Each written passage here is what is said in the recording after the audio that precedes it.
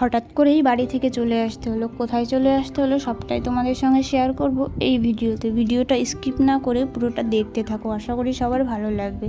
তো দেখো আমরা রেডি হয়ে টোটোতে করে চলে এসেছি স্টেশনের দিকে, কারণ আমাদের ট্রেন ধরতে হবে। আজ আমরা যাব কোলাঘাটে। মানে তোমাদের তো আগের ভিডিওতেই শেয়ার করেছি যে আমরা বাড়িতে থাকি না, হাজব্যান্ডের চাকরি সূত্রে আমরা থাকি কোলাঘাটে, সেজন্য আজকে সেখানেই চলে যেতে হবে। তো দেখো আমরা ট্রেনে উঠে পড়েছি, আর এদিকে উনি খুব মজা করছে, কারণ বাইরে খুব সুন্দর হাওয়া দিচ্ছিল আর ও গাছপালাগুলো দেখছিল, বেশ মজা পাচ্ছিল।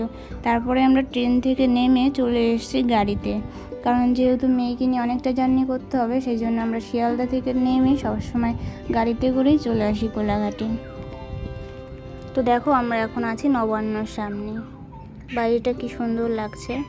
আর তারপরেই আমরা চলে এসেছিলাম কোলাঘাটে, এখন ঢুকছে। যেহেতু বাড়িতে অনেকটা সময় কাটিয়ে এসেছি, এখন আর প্রথম অনেক দিন ভালো লাগবে না, কারণ বাড়িতে থাকলে সবার মাঝে সময়টাও খুব ভালো কেটে যায়, আর এখানে আসলে তো একা একা সময় কাটতে চায় না। তো কি আর করা যাবে, থাকতে হবে।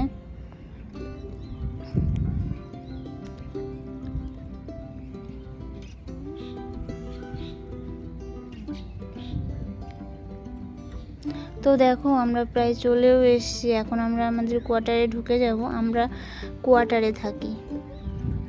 তো দেখো এখন তারপরে আর ভিডিওটা কন্টিনিউ করতে পারিনি, যেহেতু অনেক দিন ছিলাম না, বুঝতেই পারছো সব কিছু এলোমেলো। তো ভিডিওটা এখানেই শেষ করছি, ভালো থাকবে তোমরা সবাই।